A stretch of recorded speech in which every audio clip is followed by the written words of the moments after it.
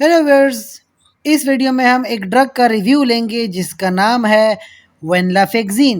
वेनलाफेक्सिन के साथ लिखा है एक्सटेंडेड रिलीज। एक्सटेंडेड रिलीज का मतलब है कि ये जब आप टैबलेट लेंगे तो आपकी बॉडी में जाएगी और आराम आराम से रिलीज होगी, तो आपको कई घंटों तक एक ही टैबलेट फ़ायदा देगी।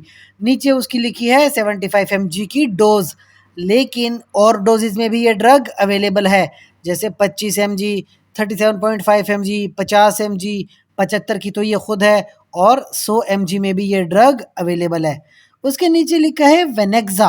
वेनेक्सा इसका ब्रांड है, और एक्सआर का मतलब एक्सटेंडेड रिलीज, 75 का मतलब 75 mg, 10/10 का मतलब कि इस पैक में आपको 10 पत्ते मिलते हैं और हर एक पत्ते में 10 टैबलेट्स हैं, तो यानी पूरे पैक में आपको 100 टैबलेट्स मिल जाती हैं।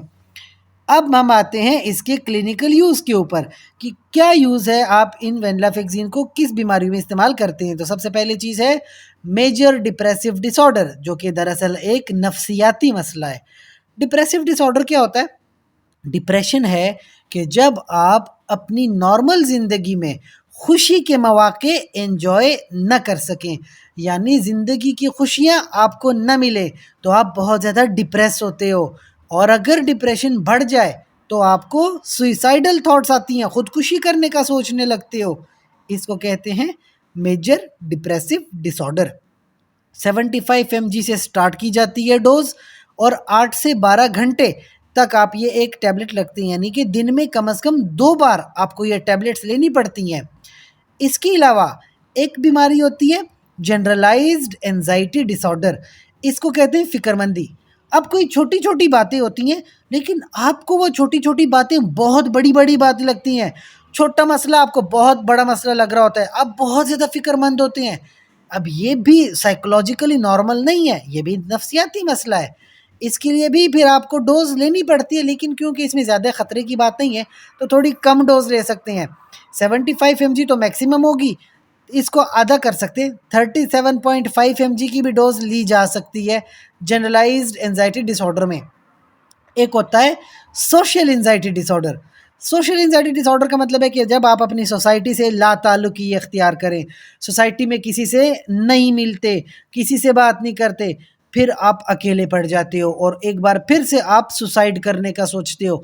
इस वजह से आप 75 mg से स्टार्ट लेते हो, और ज़्यादा सीवियर केस में तो 75 mg से बढ़ा भी सकते हो। Panic disorder. पैनिक डिसऑर्डर में आप खामखा डर जाते हो, अचानक से डर जाते हो। ना कोई डरावनी चीज़ होती है, ना कोई ऐसी बात होती है, लेकिन आप डर जाते हो, बेहोश हो जाते हो। इसको कहते हैं पैनिक डिसऑर्डर। इसके लिए भी डोज़ 37.5 mg से ही स्टार्ट की जाती है। इसके अलावा पोस्ट ट्रॉमेटिक स्ट्रेस डिसऑर्डर। अब स्ट्रेस तो वैसे भी बंदे को हो सकता है, लेकिन अगर कोई ट्रॉमा हो जाए, कोई भी हादसा, एक्सीडेंट हो गया, कोई मर गया, और आप उसके स्ट्रेस ले रहे हो, इसको कहते हैं पोस्ट ट्रॉमेटिक स्ट्रेस डिसऑर्डर या पीटीएसडी। अब इसके लिए भी ये ड्रग इस्तेमाल की जा सकती है।